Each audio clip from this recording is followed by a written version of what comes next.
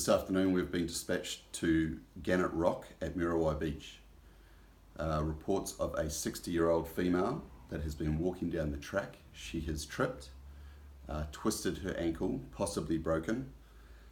She's in 10 out of 10 pain, and at the time of the incident she was unable to mobilise. This is why an ambulance was called. I'm Devin, I'm a student paramedic. What's your name?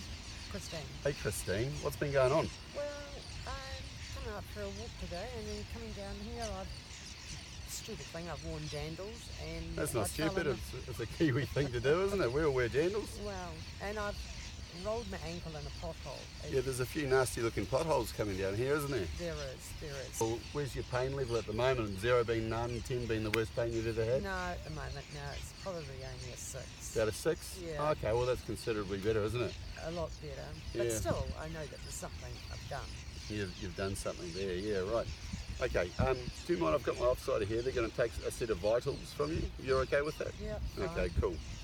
And then what I'm going to do is I'll check both your ankles out just to match them up and see what's going on.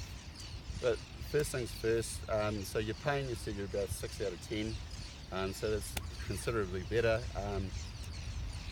For pain relief, would you like some pain relief? Well, yeah, what have you got? Okay, well, I mean, a few medical questions, like get some medical history from you. So, is there any allergies that you might have? Not really, only apparently there's something like, I think it's called something hyper something, to do with heat. Malignant hypothermia? That's it? Yes. Malignant, in the family. goodness. That's all I know. You must be from the South Island then.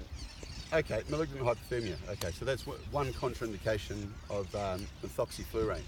Methoxyflurane could have been a possible analgesic that I could have given to you for this this ankle injury, but now that you've told me that, I won't be able to give you that because we can't give you that. But I could give you Panadol, paracetamol, ibuprofen, or tramadol. I'll just take the Panadol if that's all right. Panadol? I don't like the other two, they upset my stomach. Upset your tummy, Yeah. okay. All right, so we'll get on to that. We'll be able to give you 1 gram of paracetamol, and you'll be able to take that orally. But right now what I'm going to do is I'm going to check both limbs and just make sure that we've got full function of both limbs, okay? Okay. All right, so if I just lift this up here and we take your jandal off, okay. So I can feel it's still nice and warm.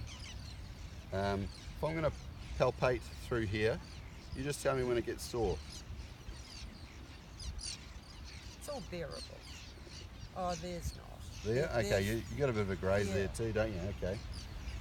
And coming up here, No, it's all right. and coming up through here, both sides, both tibia and fibula. That's okay?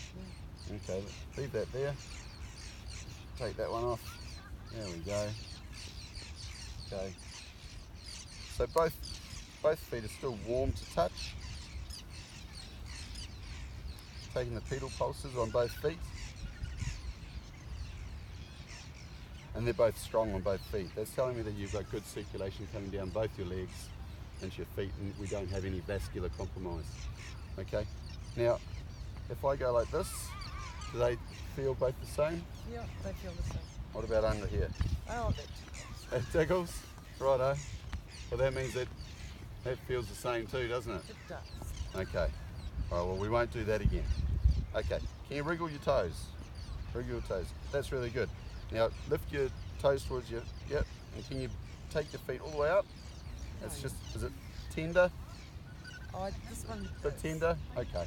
But other than that, you're doing really well. Doing really well. So just to do one more thing, what I'm going to get you to do is we'll shuffle forward, get you to stand up and do some weight bearing on that. Is that okay? Yeah. All right, Christine. So you just shuffle forward here and put your feet down on the ground. Okay, now on your account, you just stand up if you can. Is that okay? Yeah. It's still a bit Like tender. dancing. You want to go dancing? Well, look, you can do whatever you like, sweetheart. So right now, just be careful of these, but if you can just take a few steps towards me and just show me that you can walk. Oh, it's all right. It's all right? Yeah, it's good. Okay, we'll come sit back down. Once we get the patient back to the ambulance, we can discuss the pain relief, being the paracetamol, and also other techniques to help with the sprained ankle itself. RICE is a good one: rest, ice, compression, elevation, but also give the patient the option to be able to take it to a local A&E where they can assess it further and perhaps even give it an x-ray if need be. In this case of an inversion roll to the ankle, we'd be worried about the anterior talofibular ligament. It passes through the anterior margin of the fibula malleus. Here it runs anteriorly and medially to the talus bone, and it's also in front of the lateral articular facet.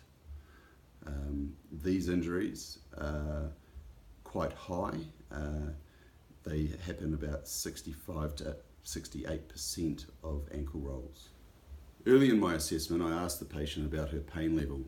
That came back at a 6 out of 10, considerably better than the 10 out of 10 that was put through on the NDT. I believe pain, dealing with pain is a pertinent issue within any assessment, as this pain can affect vital signs. We use the numerical pain scale, which is 0 to 10, 0 being no pain and 10 being the worst pain you've ever been in. This is universally used and to good measure. There are other scales out there, like the VAS scale, and also a particularly good one is the visual scale, particularly for pediatrics, which show 10 faces, one being a very unhappy face and one being a very happy face. As the children, they relate to that a bit better, and you can allow them to interact, pointing out, how sore they are. We also use the musculoskeletal exam. On this assessment, what we can do is we can use the 6 Ps. They're pain, pallor, paresthesia, pulses, paralysis, and pressure. Now, the pain, you palpate around the area to find out if there's one particular point that's painful, or does it radiate. With the pallor is the colour of the skin. What does that look like compared to the other limb? It's all about comparing and making sure. Paresthesia, is there any neurological sort of damage happening here? Is there, pins and needles, for instance? Does one foot feel different to the other?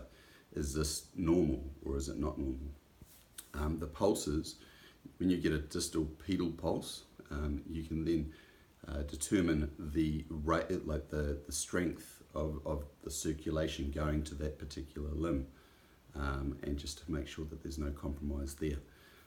Paralysis, asking the patient to wiggle her toes or lift them up towards her head there. That's showing that she has control over those limbs, and there's nothing, there's no fade or limited movement in either or of them, which the patient had very good movement of both. Pressure is through the inflammation process. If there was a major trauma to that ankle, that would be kicking in fairly substantially, and we perhaps would have seen a lot more swelling than what we did. The Ottawa ankle rule. First is to check the distal 6 centimeters of the tibia and fibula along the posterior edge of both, and also the medial and lateral malleus. Then we can have a look at the 5th metatarsal for any bone tenderness there, and also over the navicular bone, where it's quite common it's quite a common break area there. Finally, what we do is we get the patient to, unsupported, take 4 steps on their own, And if they can do this without too much discomfort, it's telling us that there's a possible fracture involved. So the Ottawa ankle rule states that if all of these come back negative, being that they're all good, it's a 98 to 100% chance of zero fracture. However, if one of them comes back with a positive outcome, that can be 25 to 50% chance that there is a fracture.